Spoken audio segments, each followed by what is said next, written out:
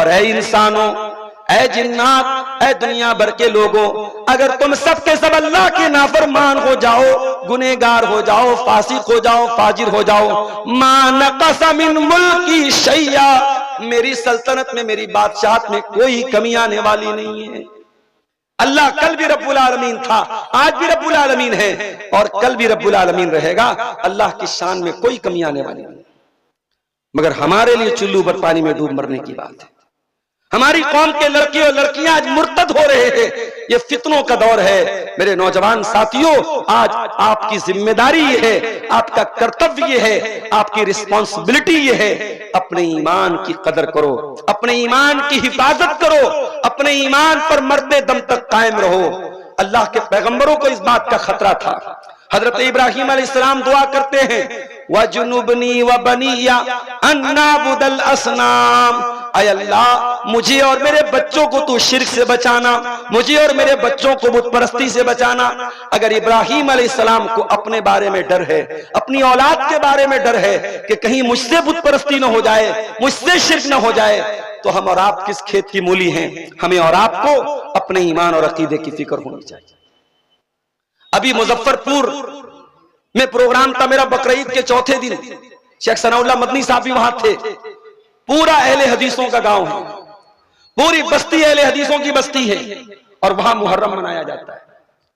मुहर्रम मनाया जा रहा है, ताजिया निकल रहा है और हथियार लेकर के, तलवार लेकर के और जो है भाला लेकर के नौजवान लड़के करतब दिखा रहे हैं और कह रहे साहब ये तो बाप दादा से होता चला आ रहा है।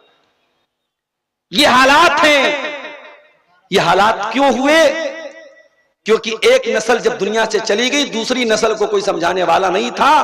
एक नस्ल तौहीद पर थी, एक नस्ल सही अकीदे पर थी, दूसरी नस्ल के अंदर खराबी आ गया। आज अहले हदीसों के घरों में तावीज पहना जा रहा है। आज कितने अहले हदीसों के घरों में आप जाके देख ले। बंगाल बहुत करीब है, कलियाचक में मेरा प्रोग्राम था।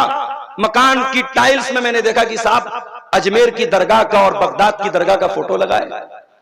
मैंने पूछा भाई ये क्या है? कहा मौलवी साहब टाइल्स बड़ा अच्छा लग रहा था, मैंने लगवा दिया। पता करने की कोशिश नहीं की ये किसका सिंबल है। भाई हम एक मुसलमान हैं, हम मुवाहिद हैं, हम तौहीद वाले हैं। ये बगदाद और अजमेर की दरगाहों से हमारा कोई ताल्लुक नहीं है। हमारा ताल्लुक है अल्लाह तबारक व तआला की तौहीद से। हमारा ताल्लुक खाने काबा से है। हम बगदाद और अजमेर की दरगाहों पे की चौखट पे सर झुकाने वाले लोग नहीं है। मेरे भाई, अपने ईमान की हिफाजत करो, अपनी बच्चियों को। और इसीलिए ये जो मकतब खुल रहा है, मैं मुबारकबाद देता हूं लखनपुर के लोगों को। और मैं आप सबसे भी कहता हूं, हर गांव में, हर इलाके में मकतब होना चाहिए। मुझे इतराज नहीं, आप अपने बच्चों को कॉन्वेंट स्कूल में पढ़ाइए, इंग्लिश मीडियम स्कूल में पढ़ाइए, लड़कियों को कॉलेज में पढ़ाइए, मैं मना नहीं करता। मगर आपके बच्चे और बच्चियों के लिए मस्जिद के अंदर 2 घंटे का, सिर्फ 2 घंटे का एक ऐसा मकतब का इंतजाम हो जहां 2 घंटे में आपका बच्चा और बच्ची कुरान भी पढ़ ले, नमाज की दुआएं भी सीख ले, नमाज का तरीका भी सीख ले और दीन की बेसिक नॉलेज, दीन का जरूरी इल्म आपका बच्चा सीख ले। अब जब आपके बच्चे के पास दीन की बेसिक नॉलेज है, वो कल IAS ऑफिसर बन जाए, वो डॉक्टर बन जाए, वो इंजीनियर बन जाए, वो टीचर बन जाए, वो दुनिया में कुछ भी बन जाए, वो इंशाअल्लाह बहकेगा नहीं, वो इंशाअल्लाह बिगड़ेगा नहीं, क्योंकि उसकी बुनियाद मजबूत होगी। इमारत आप 5 मंजिल की खड़ी कर दें, अगर इमारत की बुनियाद कमजोर है, एक न एक दिन गिर जाएगी। और इमारत अगर मजबूत है तो इंशाअल्लाह वो कायम रहेगी, वो टिकी रहेगी। अपने बच्चों के अकीदे को मजबूत करो मेरे भाई। और यहां एक बात और कहना चाहता हूं, हमारे यूपी, बिहार, झारखंड, बंगाल का हाल बहुत बुरा है। हम अपने यहां ये तो चाहते हैं साहब तालीम अच्छी हो जाए, मस्जिद के इमाम साहब शेख सुदैस के अंदाज में कुरान की तिलावत करें, मुअज्जिन साहब हजरत बिलाल की याद दिला दें, तो यही चाहते हैं ना। लेकिन तनख्वाह कितनी देते हैं साहब? जितने का हम लोग महीने का चाय पान कर लेते हैं, उतनी तनख्वाह आमतौर से मस्जिदों के इमाम की होती है। बंगाल में ममता बनर्जी वहां के इमामों को शायद 3,000 या 4,000 रुपया महीना देती है। वो भी कुछ लोगों को खटकता है कि अरे सरकार पैसा दे रही है 3,000 4,000 रुपया, 3-4 हजार के तो तुम पान खा जाते हो, उतने की तो तुम बीड़ी पी जाते हो, और अइम्मा को तुमने तनख्वाहें देकर रखी है 4-5 हजार रुपये।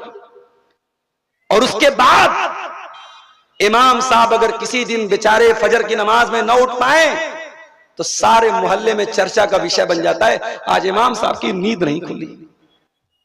इमाम साहब किसी नमाज के टाइम चले जाएं तो मस्जिद में हड़कंप मच जाता है, साहब इमाम साहब नहीं है। दुनिया की सबसे खतरनाक ड्यूटी मस्जिद के इमाम की, 5 टाइम उसे रहना है, सबसे पहले रहना है, सबसे आखिर में जाना है। और तनख्वाह कितनी है? 5,000 6,000। और ये सिर्फ झारखंड और बंगाल का नहीं, हमारे यूपी का भी यही हाल है। इसलिए झारखंड के, बंगाल के, बिहार के उलमा साउथ में जा रहे हैं, आंध्र प्रदेश, कर्नाटक, मुंबई, गोवा जा रहे हैं, लेकिन वहां तनख्वाहें अच्छी मिलती। मेरे भाइयों, अपने अइम्मा की कदर करो। दुनिया का दस्तूर है, जिस चीज से हमें बेनिफिट चाहिए हम उस पर इन्वेस्ट करते हैं। हमें फायदा चाहिए तो हम पैसा खर्च करते हैं। हम साइंस के टीचर से अपने बच्चे को ट्यूशन दिलवाते हैं, बेहतरीन महीना देते हैं। हमारे बच्चे को मेडिकल की तैयारी करना है, नीट का एग्जाम पास करना है, बच्चों को लोग कोटा भेजते हैं, लाख लाख 1.5 लाख रुपया सालाना फीस देते हैं सिर्फ नीट की तैयारी करने की, मेडिकल की तैयारी करने की, ताकि हमारा बच्चा मेडिकल के एग्जाम में अच्छा नंबर ले आए और गवर्नमेंट हॉस्पिटल, गवर्नमेंट जो है कॉलेज में उसका एडमिशन हो जाए। हम दुनिया की तालीम पर इतना खर्च करते हैं, और हम ये भी चाहते हैं हमारा बच्चा जो मकतब में पढ़ रहा है उसको आला तालीम मिल जाए, मगर हम उस पढ़ाने वाले मौलवी को एक अच्छी तनख्वाह नहीं दे सकते। मेरे भाइयों, हमें चुल्लू भर पानी में डूब मरना चाहिए। हमें अपने अइम्मा, कितनी मस्जिदों के अइम्मा ऐसे हैं कि उनको रहने के लिए छोटी सी कोठरी दी गई है। इसी पाकुड़ के इलाके में मैं एक मरतबा प्रोग्राम करने आया, सुबह सवेरे कज़ाए हाजत की बात आई तो लोगों ने कहा मौलवी साहब लोटा ले लीजिए, मैदान में चले। मैंने कहा भैया मैदान में जाने की मेरी आदत नहीं है, मस्जिद में लेटरिन का इंतजाम नहीं था। इमाम साहब भी बेचारे रोज सुबह लोटा लेके मैदान जा रहे हैं। अगले साल फोन आया, मौलवी साहब आप इस साल आप आइए, हम लोगों ने लेटरिन बनवा दिया है। बड़े फख्र के साथ उन्होंने कहा 2023-24 में अगर आपकी मस्जिद के इमाम के लिए आपके पास रहने का ढंग का मकान नहीं है, उसके लिए बाथरूम का इंतजाम नहीं है, तो यकीनन हमें चुल्लू भर पानी में डूब मरना चाहिए। हम चाहते हैं कि साहब हम अपने बीवी बच्चों के साथ रहें, और हमारी मस्जिदों के अइम्मा वो अकेले रहते हैं, बीवी से दूर, बच्चों से दूर। बच्चे बेचारे, बाप जिंदा है, बच्चे यतीम की जिंदगी गुजार रहे हैं, शौहर जिंदा है और बीवी बेचारी बेवा की जिंदगी गुजार रही है। और उसके बाद जो इमाम बीवी से 6-6 महीना दूर रहता है, अगर उस इमाम, जाहिर है वो भी जवान है, उसके भी जिस्म के तकाजे हैं, उसके अंदर भी शहवत बढ़ती है, उसका अगर कदम अल्लाह ना करे बहक जाए, कोई गलत कदम उठा ले, तो सारी कौम थूकने लगती है कि साहब ये देखो मस्जिद का इमाम होकर के और मौलवी होकर के इसने इतना गंदा काम कर दिया। उस गंदे काम का सपोर्ट नहीं किया जा सकता, मगर उसने ये गंदा काम क्यों किया, हालात इस स्टेज पर क्यों आए, कभी इस पर आपने गौर किया है? मुझे शर्म आती है, आज अक्सर बड़े बड़े मदरसे जो इंडिया लेवल के मदरसे हैं, उन मदरसों में भी टीचरों के लिए फैमिली क्वार्टर का इंतजाम नहीं। मैं नाम नहीं लूंगा, लोग बुरा मान जाएंगे। जमात के बड़े बड़े इदारे, वहां पढ़ाने वाला टीचर अगर शर्त रख दे कि साहब मैं फैमिली के साथ रहना चाहता हूं, तो मदरसे वाले कहते नहीं साहब हमारे लिए आपके रहने का कमरा है, फैमिली क्वार्टर का इंतजाम नहीं है। 6-6 महीना, साल भर शौहर से दूर, बीवी से दूर शौहर रहता है। क्या ये बुराई नहीं है? क्या ये फितना नहीं है मेरे भाइयों?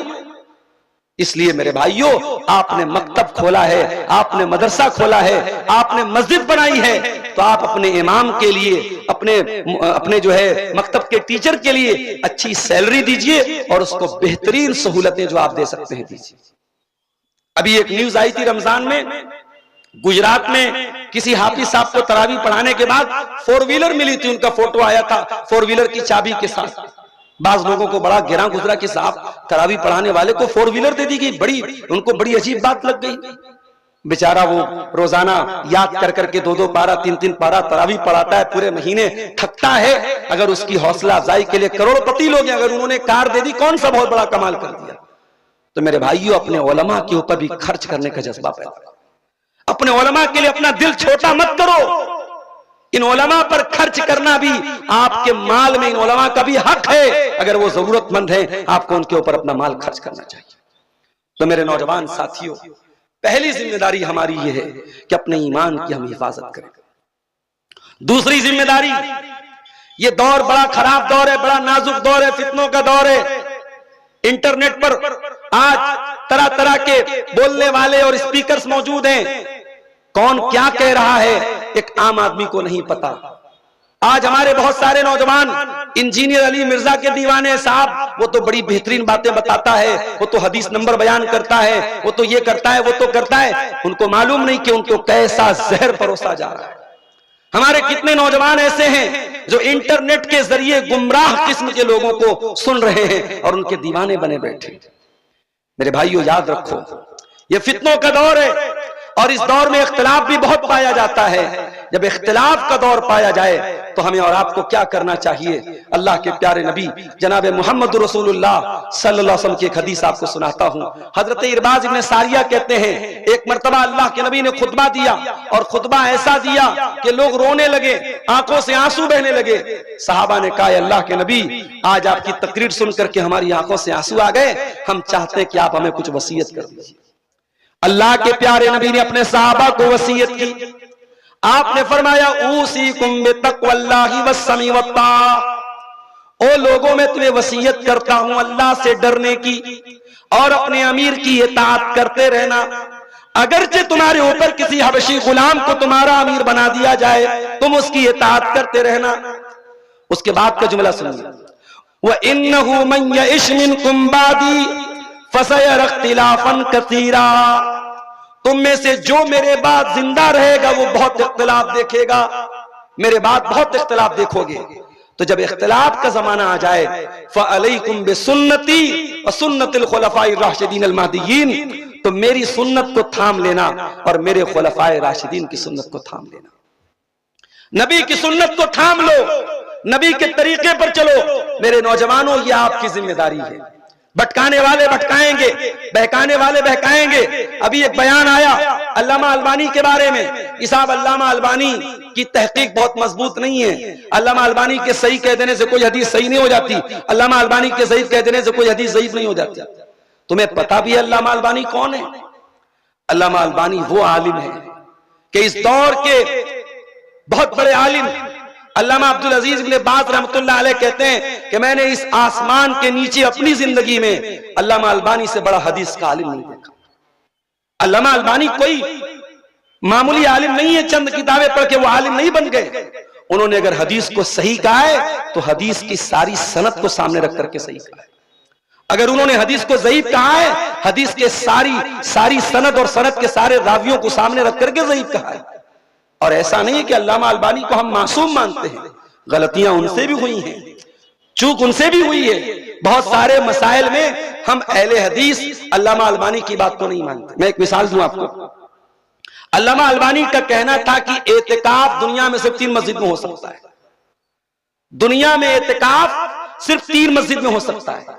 एक खाने काबा में, मस्जिद हराम में, एक मस्जिद नबवी में और एक बैतुल मुकद्दस में, मस्जिद अक्सा में। सिर्फ 3 मस्जिदों में एतिकाफ हो सकता है। उनकी दलील क्या थी?